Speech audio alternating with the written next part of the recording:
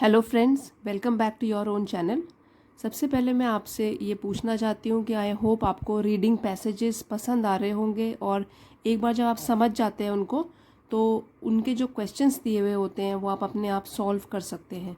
तो ये तो एकेडमिक रीडिंग करते हैं हम, क्योंकि जो भी टेस्ट में आप बैठिए, चाहे वो स्कूल के टेस्ट हों या कॉम्पिटिशन एग्ज़ाम के हों, तो उसमें रीडिंग तो हमेशा आता ही है। इसलिए ये एक प्रैक्टिस है इंग्लिश सीखने की। तो प्लीज़ कमेंट में लिख के बताइए अगर आपको इस तरीके के रीडिंग पैसेज पसंद आते हैं। अगर आप स्टोरी या पैराग्राफ से ही ज़्यादा सीखते हो इंग्लिश तो वो भी बता दीजिए, अदरवाइज़ मैं उसी टाइप के जो भी वीडियोस हैं वो ज़्यादा बनाऊंगी जिससे भी आपकी ज़्यादा इम्प्रूव होती है इंग्लिश। तो आज तो मैं आपके लिए एक पैसेज लेकर आई हूँ, उसका टाइटल है लाफ आउट लाउड, बस ज़ोर से हंसिए।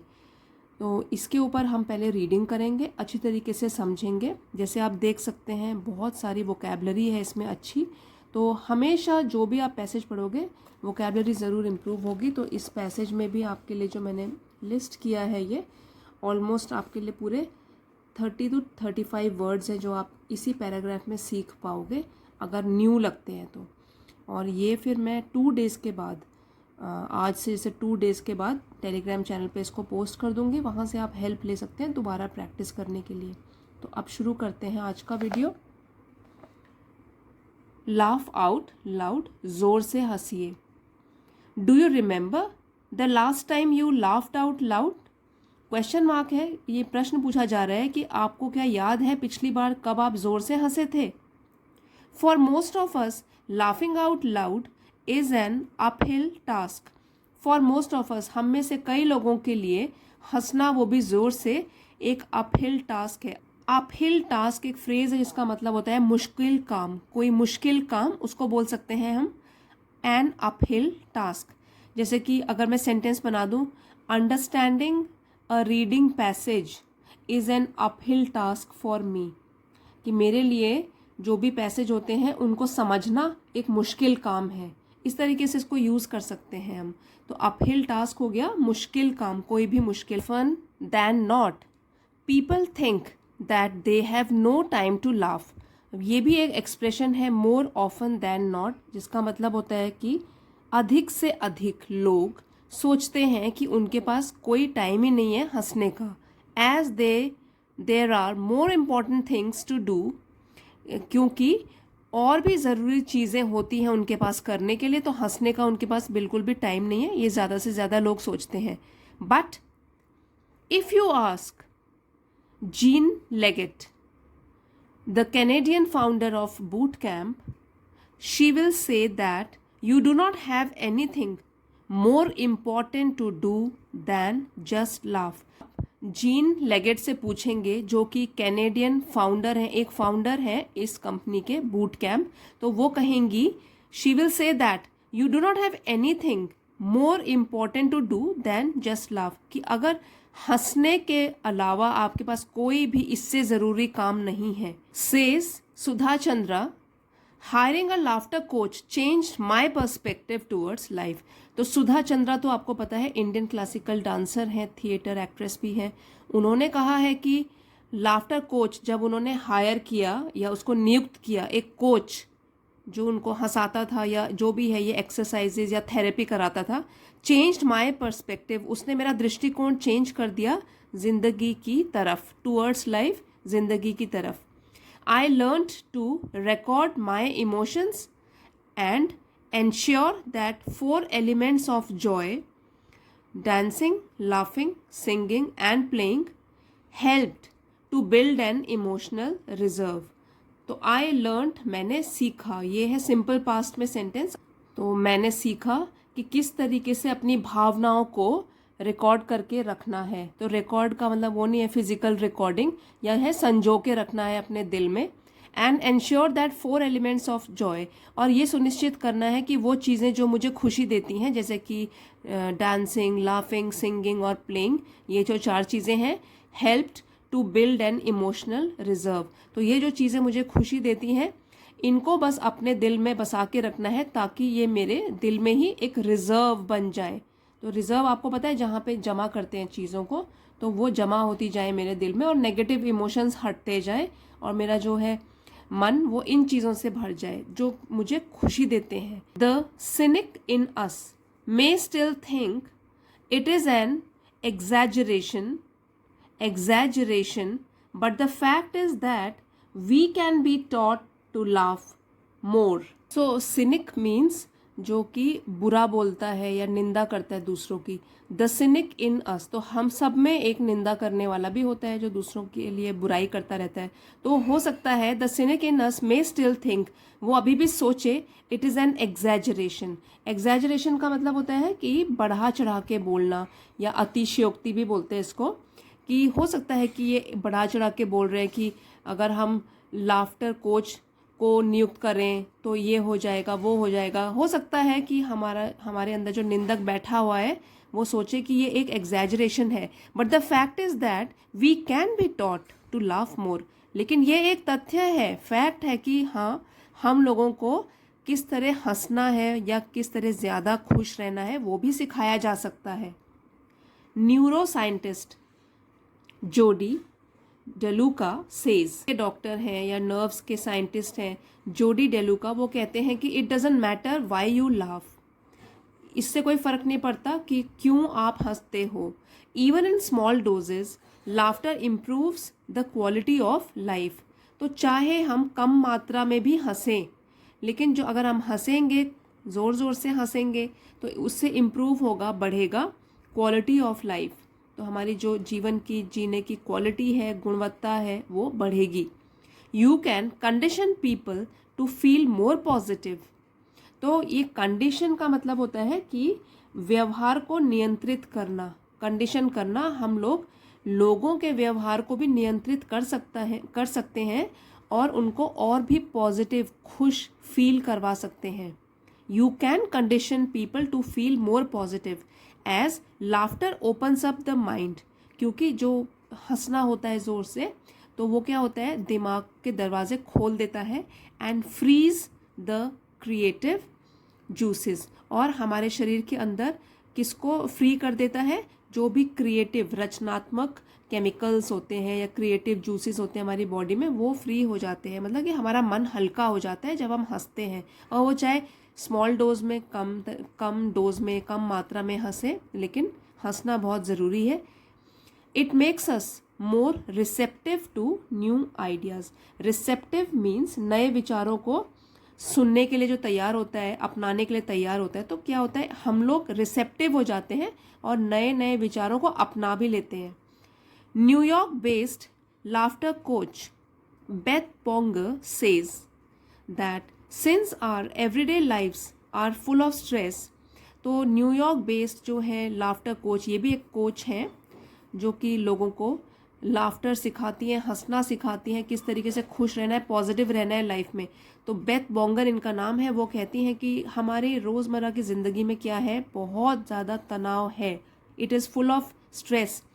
इन हर classes on laughter she uses the जिबरिश technique, तो अपनी जो क्लास होती है, उनकी जो सेशंस होते हैं जो कि हंसने के ऊपर होते हैं, उसमें वो कौन सी टेक्निक यूज़ करती हैं, जिबरिश बोलते हैं उसको। अब जिबरिश का वैसे मीनिंग होता है कि बड़बड़ करना या वो चीज़ बोलना जो कि जिसका कोई सेंस ही नहीं होता, अस्पष्ट चीज़ें बोलना, अनाप शनाप कुछ भी बोल सकते हैं, बड़बड़ करते रहो। तो ये है उनका लोगों को खुश रखने का तरीका कि she uses this technique, gibberish technique, where everyone laughs by using gibberish sound, जहाँ पे सब लोग हंसते हैं, अजीब अजीब सी आवाज़ें निकालते हैं, हंसते हैं। Such playful exercises help reduce inhibitions. अब इस तरीके की जो खेलने वाली एक्सरसाइजेज हैं, अब देख ही रहे हैं कि जब बड़े लोग भी अपने आप को एनरोल करते हैं इसमें और इस तरीके की बात करके सब लोग हंस रहे हैं, तो क्या है, ये प्लेफुल एक्सरसाइज है, हंसने खेलने वाली एक व्यायाम ही समझिए इसको।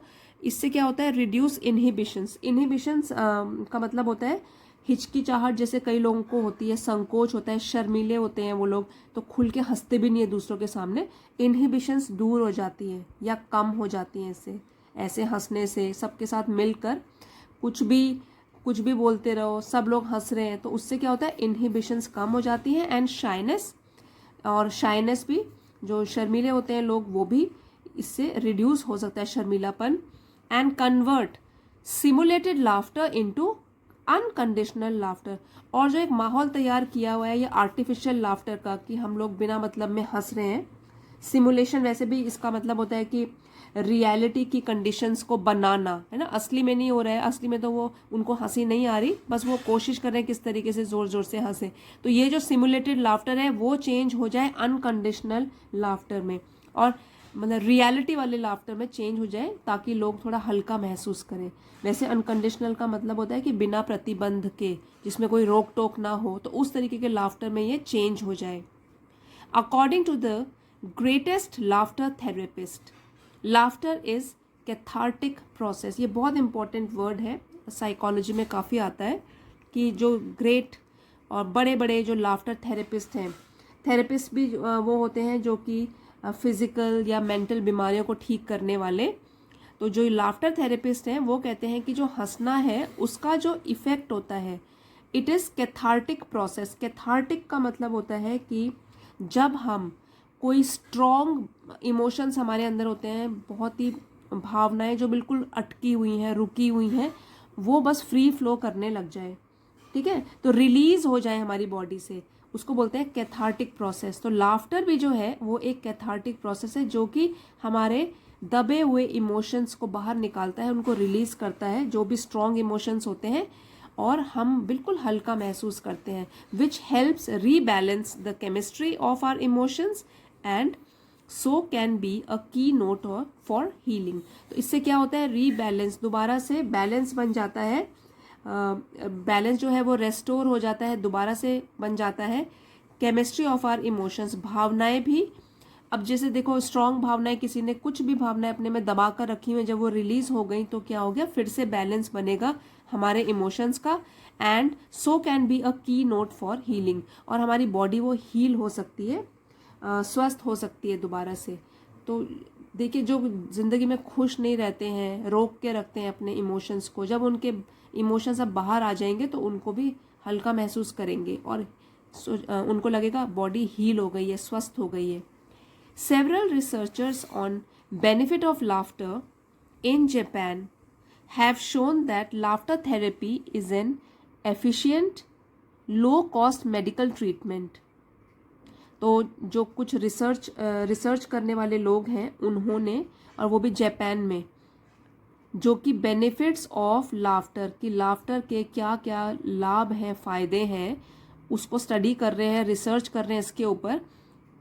उनका कहना है, दे हैव शोन, उन्होंने बताया है कि लाफ्टर थेरेपी जो है, ये वाली जो थेरेपी है वो है बहुत एफिशिएंट। लाफ्टर थेरेपी एक एफिशिएंट है, एफिशिएंट मीन्स कार्यकुशल या प्रभावशाली, लो कॉस्ट मेडिकल ट्रीटमेंट, और जिसमें ज़्यादा खर्चा भी नहीं होता, मेडिकल ट्रीटमेंट उस टाइप का है, दैट कट्स हेल्थ कॉस्ट्स, जिससे कि जो हम लोग वैसे डॉक्टर को अगर बीमारी के लिए जितने भी पैसे देंगे उससे कम ही कॉस्ट लगता है, लो कॉस्ट मेडिकल ट्रीटमेंट है, और इससे भी कई लोगों का इलाज हो चुका है। According to their findings, laughter is a stimulant that triggers energy inside a person's DNA, है कि लाफ्टर जो है एक स्टिमुलेंट की तरह काम करता है। स्टिमुलेंट मीन्स कोई भी पदार्थ दैट ट्रिगर्स एनर्जी, जो कि पैदा करता है या शुरू करता है एनर्जी बनाना inside a person's DNA, potentially helping to cure diseases. Potentially means संभावित तरीके से, या पोटेंशियल होता है, उसमें क्षमता होती है, संभावना होती है कि वो बीमारियों को ठीक करे।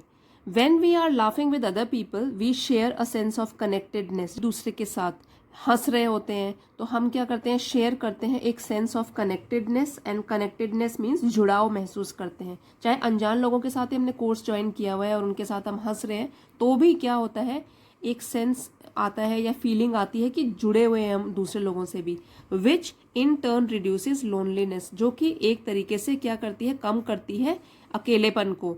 सेज कॉमेडियन वीर दास, अब ये कॉमेडियन जो है वीर दास, वो कहते हैं कि when 3000 people laugh at me during my performance, तो जब 300 लोग करीब मेरे ऊपर हंस रहे होते हैं जब मैं परफॉर्म कर रहा होता हूँ, जो भी प्रदर्शन कर रहा होता हूँ, स्टेज शोज दे रहा होता हूँ, even if I have had a bad day, चाहे मेरा दिन बुरा भी गुजरा क्यों ना हो, आई फील जॉयफुल, मैं खुश महसूस करता हूँ, बहुत खुश, जॉयफुल बहुत खुश महसूस करता हूँ।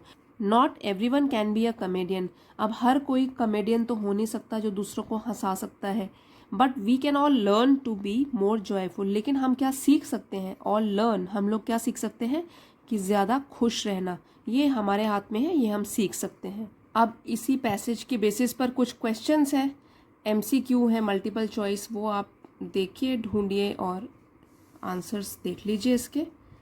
ये कुछ क्वेश्चंस हैं, आप देख लें इसके आंसर, और आप भी क्या यही मार्क करते? जब आप पैसेज पढ़ोगे तो क्या आपको भी यही लगता है ये करेक्ट आंसर है? वैसे मैंने मार्क करे हुए हैं इसमें। ये थर्ड क्वेश्चन है।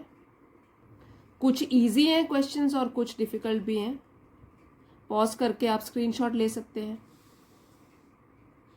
Question number 6, 7th, 8th question थोड़ा डिफ़िकल्ट है, आपको टाइम लगेगा इसको ध्यान से पढ़ के और फिर इसका आंसर दीजिए। Then 9th। तो फ्रेंड्स, मेरी कोशिश तो यही है कि आप रीडिंग अच्छी तरीके से समझ सकें और अपने आप से फिर क्वेश्चन आंसर्स को भी सॉल्व कर सकें।